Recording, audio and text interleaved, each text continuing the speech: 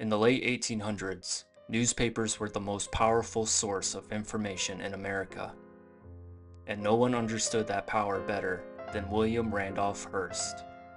He did not just report the news, he controlled it. And with that control, he helped push the United States into a war with Spain. Before he helped start a war, William Randolph Hearst was just a young man with a dream and a fortune. Born in 1863 to a wealthy mining family, Hearst took over his father's newspaper, the San Francisco Examiner. But one paper wasn't enough. He wanted to control the national conversation.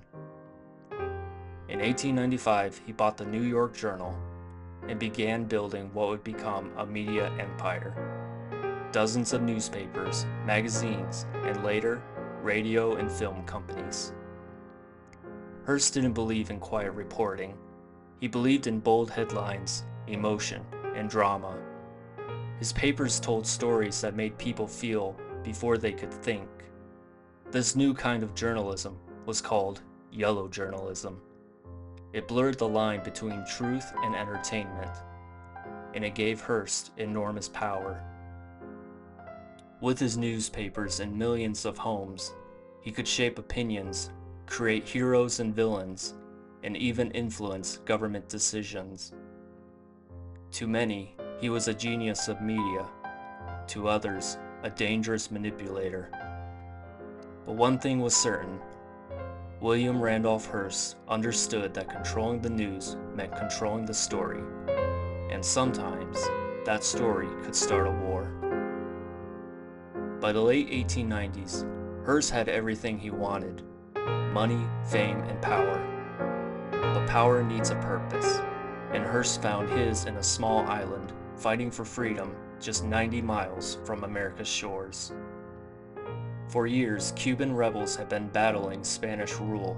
Villages were destroyed, families torn apart, and thousands of civilians trapped in harsh prison camps.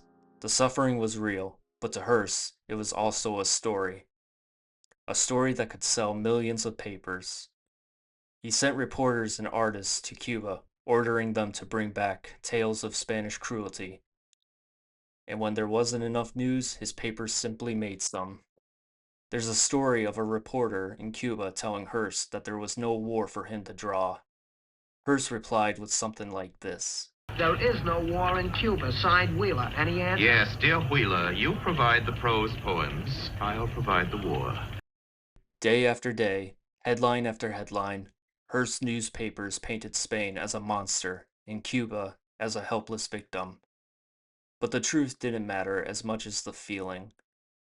Hearst wasn't just reporting on Cuba, he was controlling how Americans saw Cuba. And soon, the story he was writing would take on a life of its own. Hearst didn't wait for reality, he created it. His newspapers didn't just inform the public, they convinced them. And once the story was printed, Americans believed it.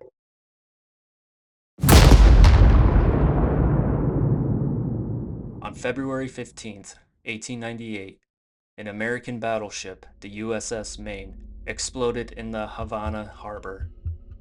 266 sailors were killed.